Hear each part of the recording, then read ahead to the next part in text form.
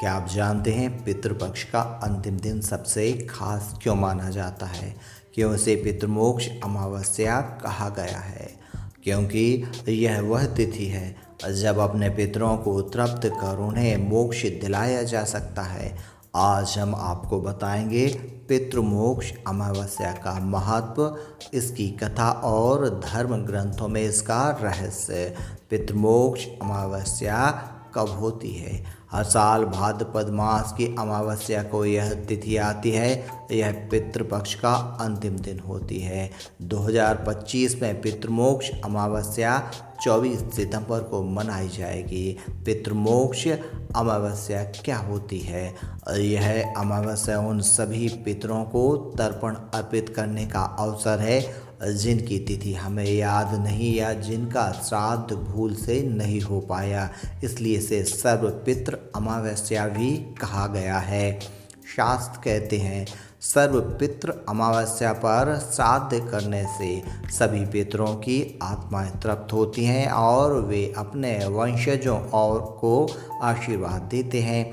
इनकी कृपा से घर परिवार में सुख, शांति और समृद्धि आती है। अन्य धर्मों में भी मान्यता है पितरों की। सिर्फ हिंदू ही नहीं, नेपाल में इसे कुशे अमावस्या कहा जाता है। बौद्ध धर्म में इसे पितृ दिवस की तरह मनाया जाता है और जैन धर्म में भी इसे श्राद्ध पर्व कहा गया है।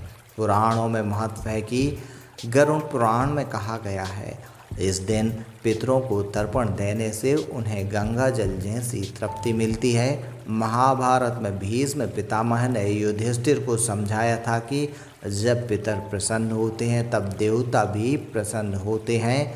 पितृमोक्ष को लेकर एक कथा भी प्रसिद्ध है।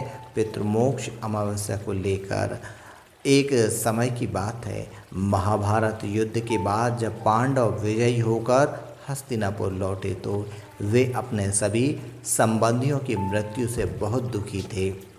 युधिष्ठिर ने भीष्म पितामह से पूछा, पितामह, इतने योद्धा युद्ध भूमि में वीर गति को प्राप्त हुए, परंतु सभी की मृत्यु का दिन, तिथि और विधि हमें ज्ञात नहीं। अब हम उनके लिए श्राद्ध कैसे करें? अगर तिथि नहीं मालूम तो क्या इनके पितरों को मोक्ष नहीं मिलेगा? तब भीष्म पिता ने कहा, धर्मराज, शास्त्रों में बताया गया है कि भाद्रपद मास की अमावस्या को यदि सभी पितरों का श्राद्ध, तर्पण और दान किया जाए तो जिनकी तिथि ज्ञात है और जिनकी तिथि अज्ञात है सबको संतुष्टि मिलती है। यही दिन सर्वपितृ अमावस्या कहलाता है। इस दिन किया गया श्राद्ध सब पितरों को मोक्ष प्रदान करता है। इसी के अनुसार दूसरी कथा भी आती है जिसमें विष्णु जी और मुनि का संवाद बताया गया है। प्राचीन काल में एक महर्षि का पुत्र अकाल मृत्यु को प्राप्त हुआ। उनकी आत्मा श्राद्ध कर्म न होने के कारण पितृलोक में भटकती रही। महर्षि ने भगवान विष्णु से प्रार्थना की, हे प्रभु, मेरे पितृ सहित अनगिनत आत्माएं अधूरी विधि के कारण दुख भोग रही हैं, इनका उद्धार कैसे होगा? तब भगवान विष्णु ने कहा, हे मुनि, वर्ष में भाद्रपद मास की अंतिम अमावस्या को सर्वपितृ अमावस्या कहा जाएगा।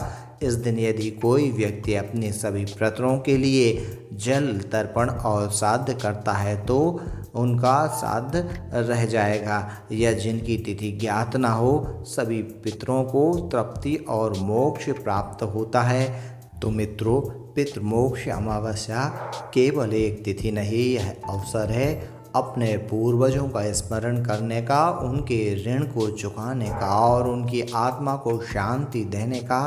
पितरों की कृपा से ही जीवन में सौभाग्य और समृद्धि आती है।